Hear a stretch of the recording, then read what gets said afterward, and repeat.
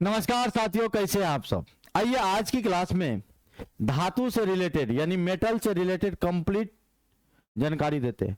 आज की क्लास में धातु से संबंधित पूरी जानकारी पढ़ने के बाद कुछ भी नहीं बचेगा धातु के बारे में। बहुत लोग धातु को इंग्लिश में कहते हैं मेटल। धातु को इंग्लिश में क्या कहते हैं भैया? मेटल। तो ये जो मेटल्स है इसका फुल फॉर्म क्या होता है? देखिए मैंने यहां पर मेटल्स लिखा, METALS, मेटल्स। एम फॉर होता है मेलिएबल, और मेलिएबल का मतलब होता है आघात वर्धनीय। आघात वर्धनीय का मतलब है जिसको आप एकदम पीट पीट कर एक पतले चादर जैसा बना सकते।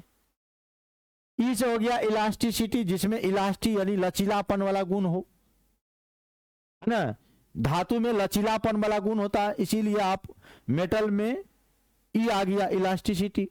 और टी फोर होता है टेंसाइल। टेंसाइल का मतलब तन्यता होना चाहिए, खींच खींच कर एकदम पतले तार के जैसा बना ले, जैसे सोना इतना ठो लेते हैं एकदम पूरा चेन बना लेते हैं, है ना।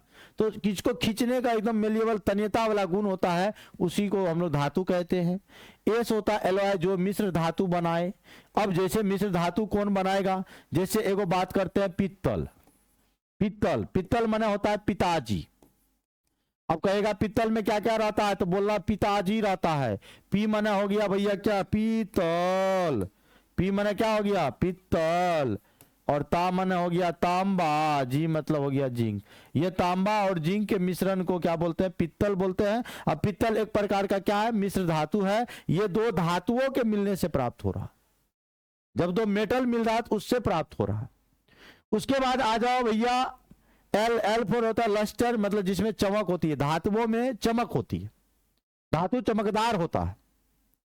और एस फोर होता है स्ट्रेंथ यानी मजबूती, तो धातु कठोर होता है। एगो Hg यानी Hg को छोड़कर। Hg जो है ये द्रव अवस्था में पाए जाने वाला धातु है, इसलिए इसको आप कठोर नहीं बोलेंगे क्योंकि ये द्रव अवस्था में होता है। तो भैया याद रखना कि ये मेटल्स का प्रॉपर्टी है। मेलिएबल होता है, इलास्टिसिटी वाला गुण होता है, टेंसाइल वाला गुण होता है, एलाय फॉर्मेशन होता है, लस्टर होता है और स्ट्रेंथ होता है। इसी को हम लोग क्या बोलते हैं? मेटल बोलते हैं। ये मेटल के प्रॉपर्टीज हो गए, मेटल के क्या हो गए? गुण हो गए। समझ रहे हो चला? ये मेटल के हो गए गुण।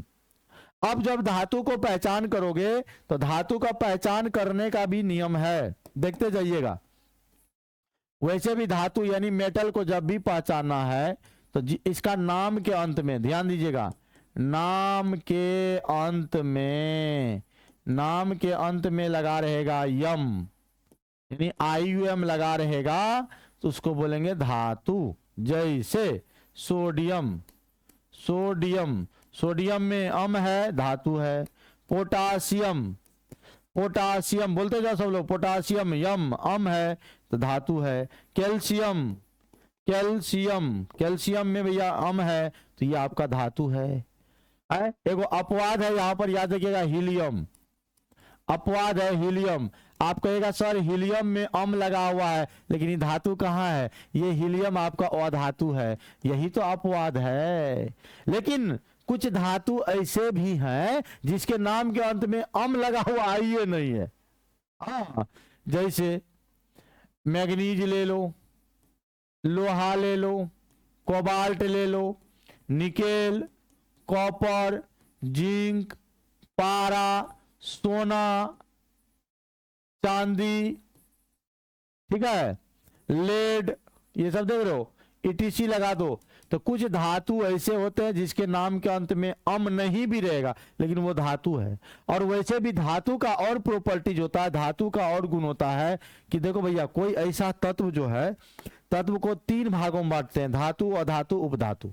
धातु, अधातु, उपधातु। तो तत्व, अगर कोई ऐसा तत्व है जिसका संयोजी इलेक्ट्रॉन, संयोजी इलेक्ट्रॉन उसको कहते हैं जिसको बोलते हैं वैलेंस इलेक्ट्रॉन, जिसका 1 रहेगा, 2 रहेगा, 3 रहेगा, तो वो इलेक्ट्रॉन को कर देगा त्याग। इलेक्ट्रॉन को क्या करेगा? त्याग। मतलब जेबे तो जो हमरा गम नहीं छो, हाँ जेबे तो जो हमरा गम नहीं छो, तरह तरह हमरा तो जानते डैश डैश डैश। तो जो इलेक्ट्रॉन को त्याग करता है उस पर प्लस चार्ज होता है, और जिस पर प्लस चार्ज आएगा कहेगा वही तो धातु है, वही तो मेटल है। तो आप कई तरीके से धातु को पहचान कर सकते हैं, कई तरीके से, कि जिसका संयोजी इलेक्ट्रॉन 1 2 3 रहेगा वो आपका धातु है, यहाँ पर हाइड्रोजन का भी संयोजी इलेक्ट्रॉन 1 होता है, हीलियम का भी संयोजी इलेक्ट्रॉन 2 होता है। इन दोनों को छांट दीजिएगा, ये नॉन मेटल है और धातु है। या आप कह सकते हैं जिसके नाम के अंत में अम लगा हुआ है वो आपका धातु है। या आप ऐसे कह सकते हैं धातु यानी मेटल्स जिसमें मेलेबल वाला नेचर होता है, जिसमें इलास्टिसिटी वाला नेचर होता है, जिसमें टेंसाइल वाला नेचर होता है, एलॉय फॉर्मेशन होता है, लस्टर होता है और स्ट्रेंथ होता है। इन सभी चीजों को देखिएगा।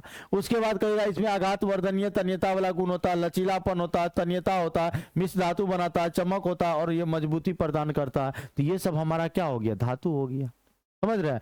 और वैसे भी सर जी ध्यान दीजिएगा कि जो हमारा धातु के जो ऑक्साइड बनाइएगा, धातु के जो ऑक्साइड होगा, धातु के जो ऑक्साइड होगा वो हमेशा क्षारीय होता है, याद रखिएगा। क्या होता है, क्षारीय होता है। और धातु जो है अम्ल से अभिक्रिया करेगा तो हाइड्रोजन गैस देगा। जब कभी भी जीवन में आपको हाइड्रोजन गैस बनाना है, कौन गैस बनाना है, हाइड्रोजन, हाइड्रोजन। तो जब भी आपको H2 गैस बनाना है तो कहिएगा रिएक्शन कराओ। जब धातु को अम्ल के साथ रिएक्शन कराएंगे तो बनेगा हमारा लवण बनेगा और लवण के साथ साथ आपको हाइड्रोजन गैस देगा। अब कहेगा सर नहीं समझे, वो एग्जाम्पल लेके बता दीजिए। हम बोले जैसे मान लो जिंक आपका धातु है, अम्ल में ले लिए HCl हाइड्रोक्लोरिक अम्ल। अब ये जिंक क्या करेगा, आप लोग जानते होंगे, एगो देखे होंगे पति है और यहाँ पत्नी है, हाँ यहाँ देवर है। एगो रील्स देखे होंगे, उसमें कहता है पति पूछता है पत्नी से तू केकरा साथ रहबू, तो पत्नी कहता हम देवरे साथ रहम। यानी ये जो जिंक जो है ये ZnCl2 बना लेता है और ये हाइड्रोजन को विस्थापित कर देता है। इसी को तो विस्थापन अभिक्रिया भी कहते हैं। समझ रहे हैं। ई छेला है, हाँ ई लैला है, ई लैला कहता हम ई छेला के साथ रहम। समझ गए हो चलो। तो भैया याद रखिएगा, ये हमने आपको धातु के बारे में कुछ जानकारी बताया। अच्छा लगा होगा तो लाइक शेयर करिएगा, एक दूसरे को आप बताइएगा। और जो लोग चैनल में नए हैं चैनल को भी सब्सक्राइब कर दीजिएगा। और हम आपको क्या बोले, विशेष तौर पर आप लोग की सपोर्ट की जरूरत है, सपोर्ट सब लोग करिए और हम आपके लिए लगातार वीडियो लेकर आते रहेंगे। ठीक है, बाय बाय, जय हिंद। हेलो।